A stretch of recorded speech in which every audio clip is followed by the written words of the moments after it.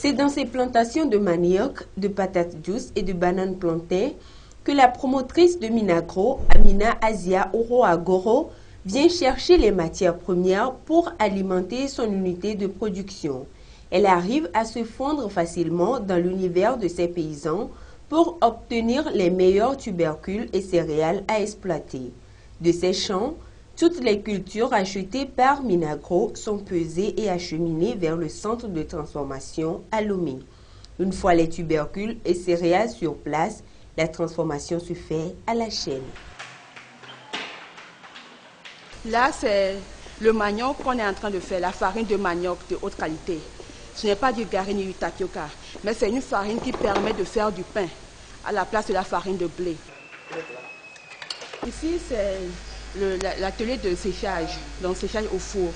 Donc pour tous nos produits, après avoir fait le triage de la matière première, nous passons au lavage.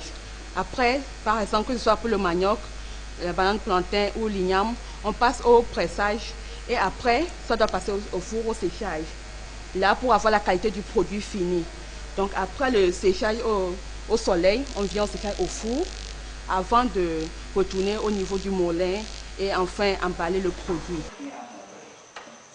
Actuellement, on est au total 5.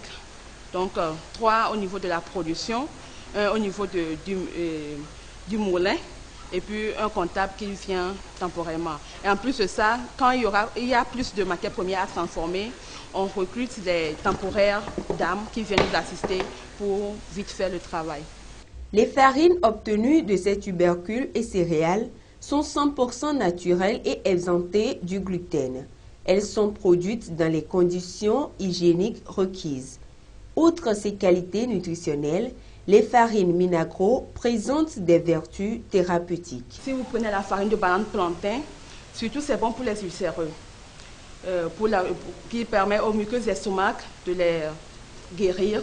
Donc il y a même ceux qui sont les diabétiques, ça leur permet de régulariser leur taux de glycémie.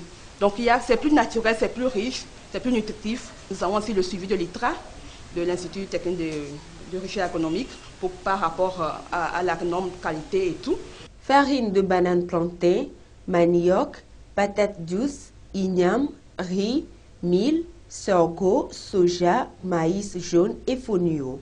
C'est les différents types de farines locales naturelles que propose cette unité de production.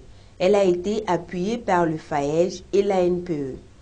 Cette farine toujours substitue à la farine de blé pour faire des gâteaux, des cakes, donc aussi du pain. De même pour certains, il y a la bouillie qu'ils peuvent faire avec et autres. Sur un produit, nous gagnons 200 francs. Sur une farine de 1500 francs, nous avons un bénéfice de 200 francs.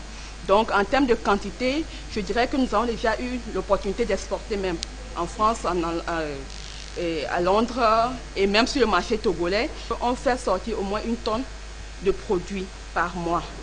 Nantie d'un BTS en commerce international, Amina Asia Oroagoro a su relever avec brio le défi de l'entrepreneuriat grâce à son amour pour la terre et son dévouement au travail.